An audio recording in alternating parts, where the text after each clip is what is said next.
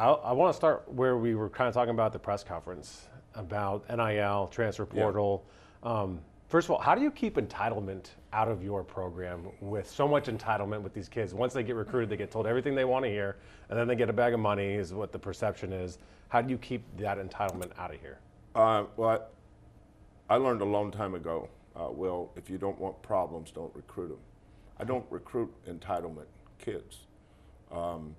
Emmanuel Sharp's father was his high school coach. He was a tough, demanding coach. Milo Zuzan's father was his high school coach. Most of our guys play for really good high school coaches or prep school coaches. They're used to being coached. But when they see us every day, whether it's John Houston, Alan Bishop, Anthony Goldwire, Bilal Batley, the guys that people don't know about, they're as much an extension of me and our culture as anybody. Our culture is not entitlement. So there's no way that I recruit a kid unless I know that he'll buy in to the way we do things here. But because of the success of this program, every kid that we're recruiting knows exactly what it is he's getting into. You know, they research us as much as we research them. And then when we're recruiting a kid, you know, a lot of times you'll see, you know, people get excited about how many stars a kid has. I could care less about that, and I mean that sincerely. That has never moved me. Marcus Sasser had 2 scholarship offers, us and I think Colorado State. Jamal Shedd came down to us and I can't remember if it was UTEP or maybe Colorado State. We liked them. We thought they'd be great fits. So we don't sit down and have a community meeting on let's go recruit this kid, let's recruit this kid. I heard he was pretty good. I mean, I saw him play. So are you able, when you go recruiting, you know right away if they're going to work in your program or not? No, or are they? No, not right away. That's why you call it evaluate. Don't confuse evaluation with recruiting. I evaluate before I recruit. I evaluate to see if I want to recruit him. Then if I decide I'm going to recruit him, then we recruit him. So Kellen is really good at that too. So is Qantas, so is KC. Those are our 3 main recruiters. They know exactly what it is we're recruiting to. So we know exactly what it is we're looking for. It's not a coincidence that over the 10 years we've been here, in our top 10 players, only 3 have transferred. And that's because of evaluation. You're never going to be perfect in recruiting because it's not scientific. You know, there's so much subjectivity to recruiting. That's why you have 2,000 kids in the recruiting portal every year. Kids leave just like that now. But we have eight of our top 10 back, 4 starters back. And that's a shock to everybody but us. Do you think the system with NIL and the transfer portal is as broken as it's perceived to be broken from the outside? Like on social media, it gets torn apart, but in talking to you and talking to some other people, it doesn't seem as broken as much as it needs to be kind of finagled a little bit. Yeah, I think it's so new.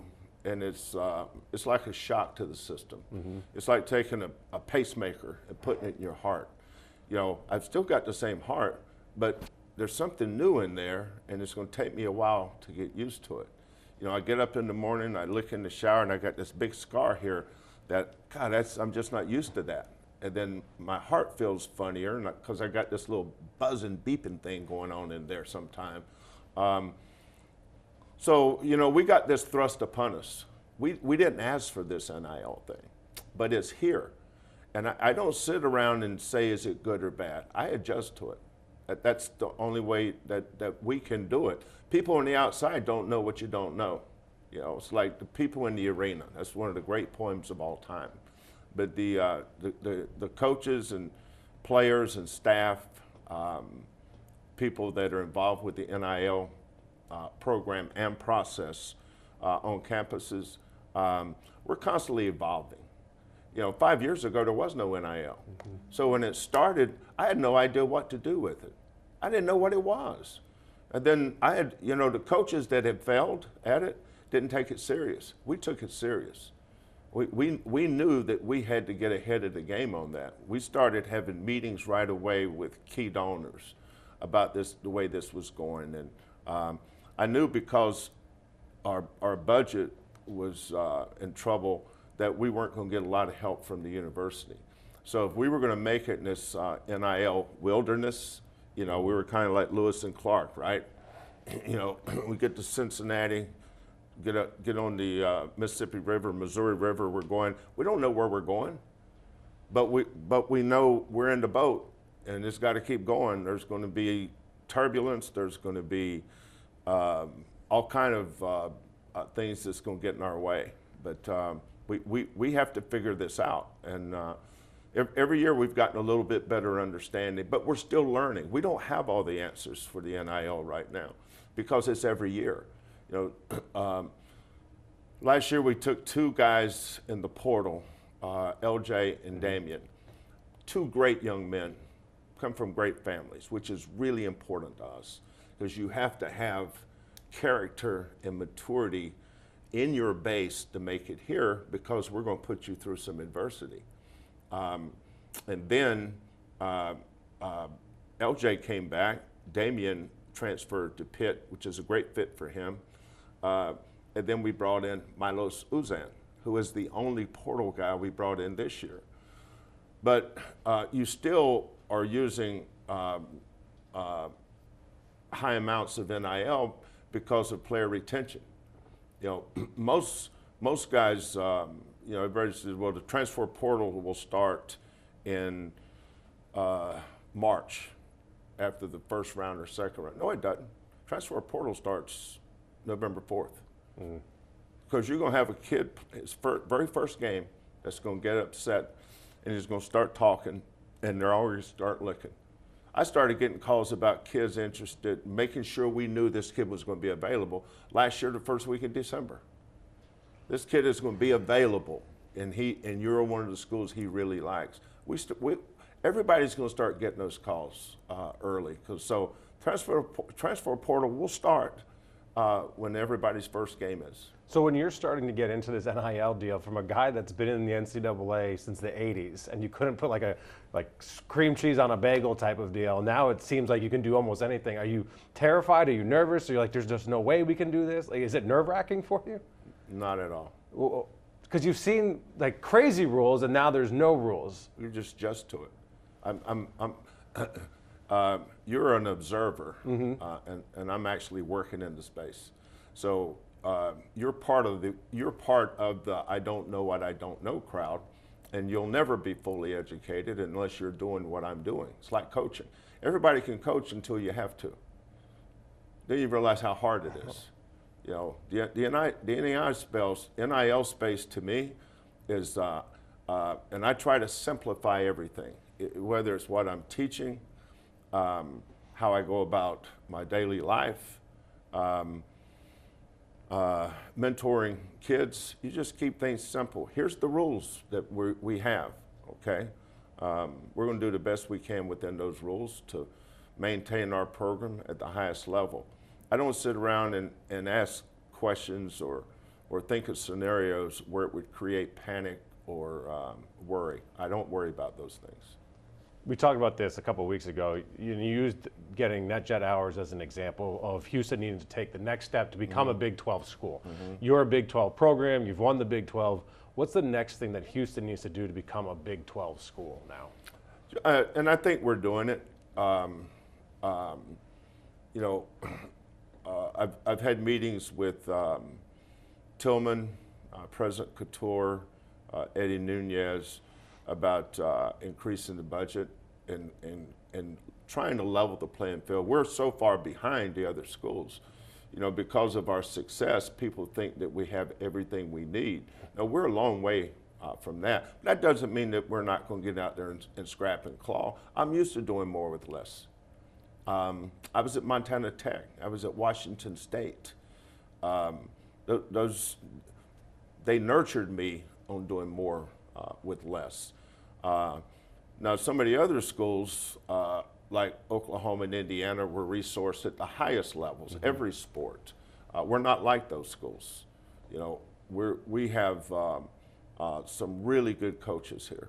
I mean, some outstanding coaches that are doing the same thing.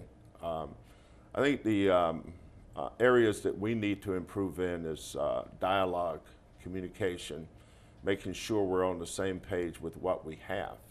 You know, you try to take a dollar and make $5 out of it. Okay, that's what we're going to do. Makes no sense to complain about it. That's who we are. You know, we're a long way from being a Big 12 athletic department, but we're working toward that. We have a plan to get there, and I'm going to do everything in my power to help our athletic department be the best it can be. In the world of this transfer portal and not having everything that you see out there, have you ever thought about, like, well, maybe this isn't the spot for me. Maybe, you know, other opportunities are out there for me. Never. And so then why not? Why Houston? Why stay? I don't mess with happy, man. There's a lot of schools that have contacted me. There's a lot of NBA organizations that have contacted me. They want what we have. We have it. Why would I leave a school that has it? What is it? You define it for me. What do we have? When you see our basketball program, what do you see? I see a team that plays defense, that's coached well. Not a team, a program. A program that is coached well, but that doesn't have that entitlement. They're good kids, and obviously the success.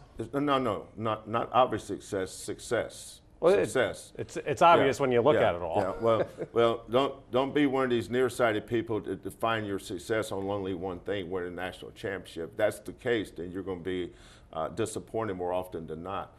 We have a program that over the last 7 or 8 years has competed as a top 5 program in the country.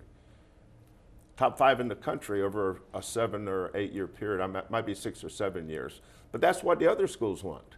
They want what we have. Mm-hmm. Not very many schools have this, but we have it. So why would I leave it to go to a school that doesn't have it? I like what we have going here. Is it perfect? Of course not. But my wife, my 2 children, Kellen and Lauren, my 2 grandkids, everybody in our program is either a former manager or former player or has some connection to me where I don't have to look at a resume or take a phone call and people tell me who's going to be good for us. You don't know who's going to be good for me. That's why when I hire a manager, I'm evaluating him every day. And then they move from here to the NBA. I got guys with the Sacramento Kings, Toronto Raptors, San Antonio Spurs that started as managers here. We moved into administrative level positions. They learned leadership and they moved on. So that's what our program is here. I'm not giving that to somebody else. I'm not turning that over to somebody else. To me, the best program in the country for Kelvin Sampson is the University of Houston. And that's why I love the city. I love the upward trajectory of our program. We're not done growing. If that was the case, if I thought that we had reached the highest level, then I would either retire or move on somewhere else. But we're still growing here. That's why last summer we had a $6 million renovation of our 2nd floor, which is our players' floor. 3rd floor is coaches and organizational stuff. 1st floor is player development. Weight room, training room, and basketball development center floor. Not practice facility, development center. This is where we develop our student athletes on this 1st floor. So you should always be trying to figure out how you can get better. And I remember telling Mac and Hunter this when I first got here, is that every 5 years we need to renovate. We need to see what's on the cutting edge. What is the best programs in the country doing? Those are the people I'm trying to catch. The other people, they sit with their head in the sand, hoping they don't have to do something more because we don't have the resources, whether we have the resources or not. And it's been obvious to me that the athletic department can only do certain things for us, so we have to go outsource. We've got great donors that have gone out of their way to help me independent of anybody else. So just because you get a no here or we can't here, okay, what are we going to do, just accept losing? No, you go find somebody else that can help you. And that's what we've done. Our success is not just because of us. It's because a lot of people have sacrificed and helped us. And I so desperately want to call out their names right now, but you can. But I'll miss somebody and I don't want to upset anybody. But just say this: there's people outside the athletic department that has had a major impact on our success, and I so appreciate that. We couldn't be here without them. You touched on something there that was actually one of my questions, is to evaluate a program, whether it has a national championship or not, you'd be remiss and you would miss so much of the success that's truly happening to make these boys become men in society. Yeah. How much does a national championship drive you? Does it drive you? Has it ever driven you? Well, I think all the young coaches, when you get in, you're a little naive, you're a little blissful, if you will. That's what you want to do one day. I used to go to all the Final Fours when I was a young coach. A lot of times I'd go by myself because I didn't have we didn't have money. I mean, my first 2 years at Washington State, my first contract was 2 years for $82,000. That's $41,000 a year. So you just learn to do more with less. You know, if you've never had it, you don't miss it. Mm-hmm. I didn't know we didn't have money. We never had it, so I didn't know what I was missing. As we've moved on, you get to a place in your career where you realize that there's so many things outside your control. You know, I used to say we're all a sprained ankle away from mediocrity. Sometimes you're a sprained ankle away from a national championship too. I thought in 2002 we had the best team in the country, and we had an injury. Fluke injury. Has nothing to do with anything other than sometimes a guy runs a red light. You know, just. Are those moments something you get over? Like, how do you handle you that? think about it, but it's out of your control. You know, and I've learned not to worry about things out of my control. I mean, I see every day where there's fatalities that, you know, a plane crashed and something fell down and burned a house down. You know, how do you explain that? How do you explain Jamal driving to the layup for a floater and comes down, and then as he's getting ready to put his right foot down, one of the other players' foot just slides under it ever so slightly enough for him to flip his ankle? How do you explain that? Even though I'm disappointed at the moment, I don't get up at night worried about it. I'm more excited to go see my grandkids after practice some days, and I'm worried about whether or not I'm going to win a national championship. How have you seen either college athletics change over the last 40 some odd years since you've been coaching, the kid that you're coaching change? What have you seen change the most over the course of your career?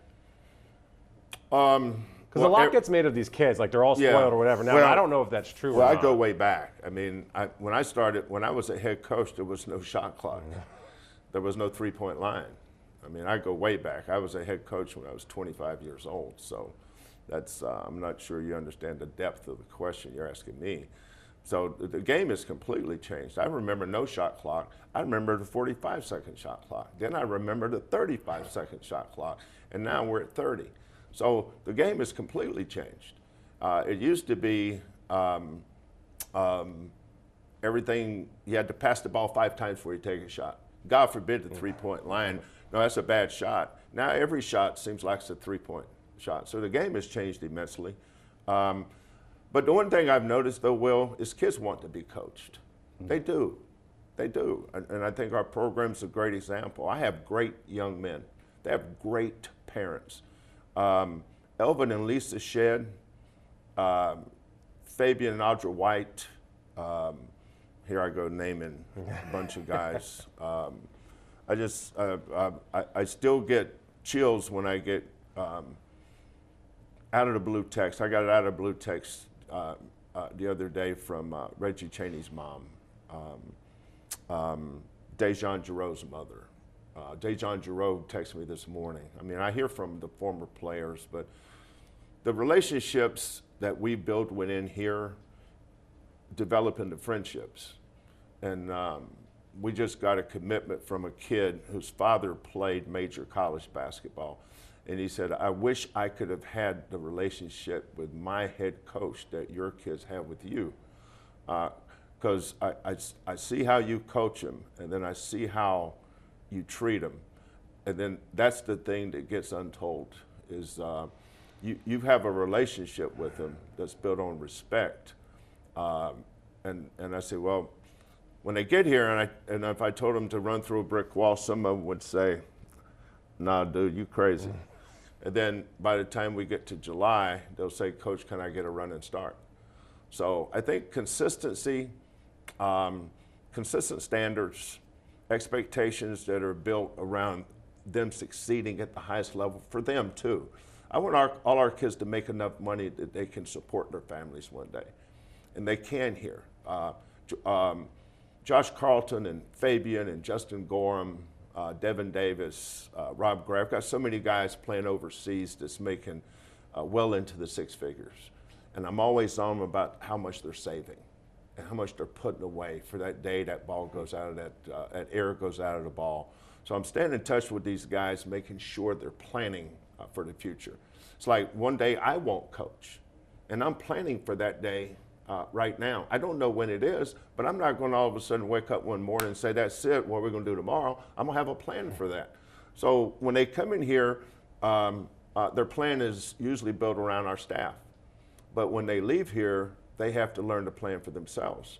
And as coaches, you're constantly teaching and preparing them for those moments. How do you assess your future, like year after year? Do you do it after every single season? Like, do you still have that fire? Do you still have the want, the desire? Like, how do you personally go about that? Yeah, I haven't evaluated any of that yet because I haven't thought about it.